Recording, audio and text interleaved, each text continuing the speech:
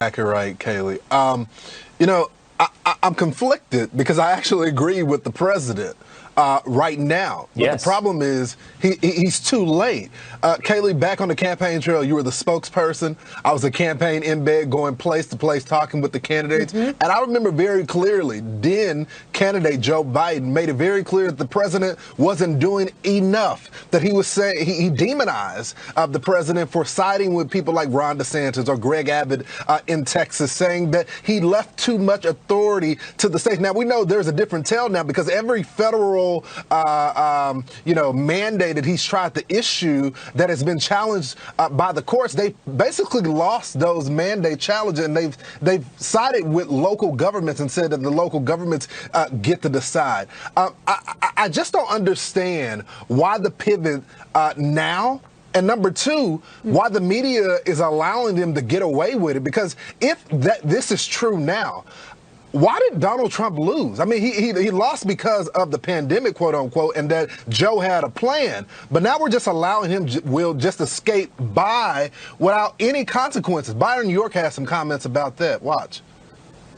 What's happening here is reality has intruded again on the Biden presidency. You know, his disastrous handling of the U.S. withdrawal from Afghanistan revealed that Joe Biden was not the expert in handling foreign affairs that he claimed to be during the campaign. He'd been in the Senate a million years and said he knew how to do this stuff.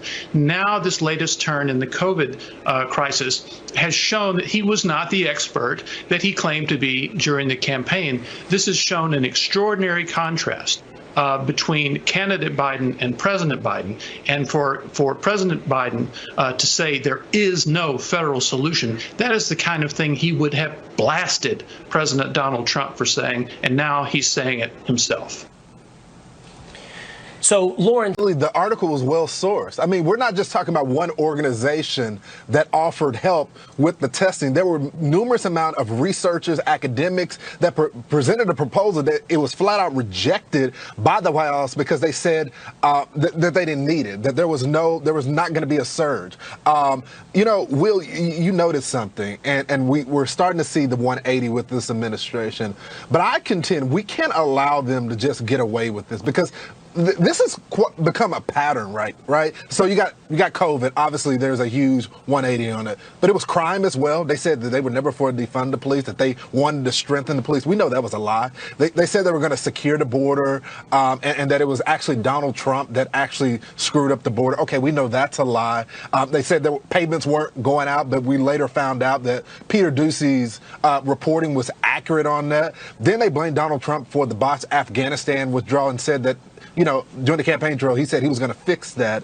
And then we later find out that he says, it was Donald Trump's fault because he negotiated with the Taliban and all that. Like, it's lie after lie after lie. And we got to stop just calling this a 180. No, these aren't pivot points. Exactly. This is deception to the American people and the media. And if they won't do it, we have to hold them accountable. These aren't pivot points. These are lies because the polling is starting to change. And so now the White House wants to change with it. That's right.